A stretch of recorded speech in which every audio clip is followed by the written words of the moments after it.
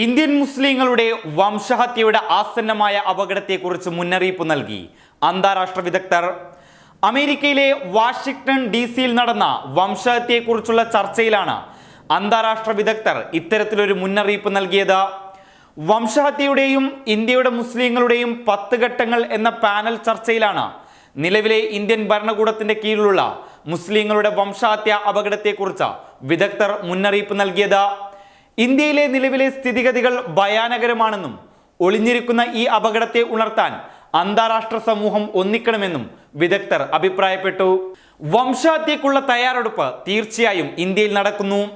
അസമിലെയും കാശ്മീരിലെയും മുസ്ലിങ്ങളെ ഉപദ്രവിക്കുന്നത് വംശഹത്യക്ക് തൊട്ടുമുമ്പുള്ള ഘട്ടമാണ്. അടുത്ത ഘട്ടം ഉന്മൂലനം. അതാണ് ഞങ്ങൾ വംശഹത്യ എന്ന് വിളിക്കുന്നതെന്ന് ഡോക്ടർ ഗ്രിഗറി സ്റ്റാൻട്ടൺ പറഞ്ഞു. ലോകത്തിലെ വംശഹത്യയും മറ്റു കൂട്ടക്കൊലകളെയും പ്രവചിക്കാനും തടയാനും പ്രവർത്തിക്കുന്ന ജനോസൈഡ് വാച്ചിന്റെ സ്ഥാപക പ്രസിഡന്റാണ് ഡോക്ടർ ഗ്രിഗറി സ്റ്റാൻട്ടൺ. 1990-കളിൽ UN സെക്യൂരിറ്റി കൗൺസിൽ പ്രമേയങ്ങൾ തയ്യാറാക്കിയപ്പോൾ റുവാണ്ടയ്ക്കായി അന്താരാഷ്ട്ര ക്രിമിനൽ ട്രൈബ്യൂണൽ സൃഷ്ടിച്ച US സ്റ്റേറ്റ് ഡിപ്പാർട്ട്മെന്റിലും പ്രവർത്തിച്ചയാളാണ് ഡോക്ടർ ഗ്രിഗറി. മനുഷ്യരാശിക്കെതിരായ ആസൂത്രിതമായ കുറ്റകൃത്യങ്ങൾ ഇതിനകം ഇന്ത്യയിൽ നടക്കുന്നുവെന്നും ബാബരി മസ്ജിദ് പൊളിച്ചു മാറ്റുന്നതും ക്ഷേത്രം പണിയുന്നതും വംശഹത്യക്കുള്ള സാംസ്കാരിക അടിത്തറ വികസിപ്പിക്കുന്നതിൽ പ്രധാനമാണെന്ന് അദ്ദേഹം പറയുന്നു.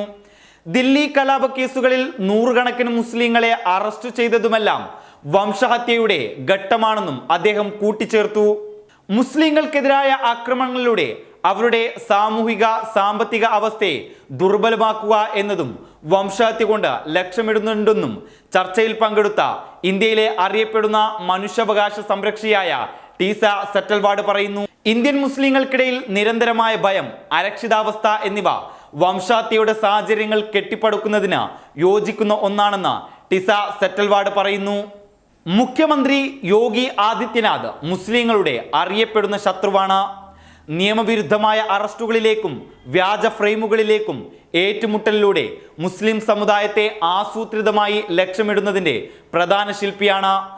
ലണ്ടൻ സ്റ്റോറിയുടെ executive director Ritumbhara Manuvie, Indian American Muslim council executive director Rasheed Ahmed, മനുഷ്യാവകാശ വിദഗ്ധയായ ടീന റമീറസ് തുടങ്ങിയവർ പങ്കെടുത്ത അന്താരാഷ്ട്ര ചർച്ചയിലാണ് ഇന്ത്യയെക്കുറിച്ചും ഇന്ത്യൻ മുസ്ലിങ്ങളെ പറ്റിയുമുള്ള ഭയാനകരമായ വിവരങ്ങൾ പുറത്തുവിട്ടത്. News desk public Kerala. Mama's dishwash liquid, soft on hands.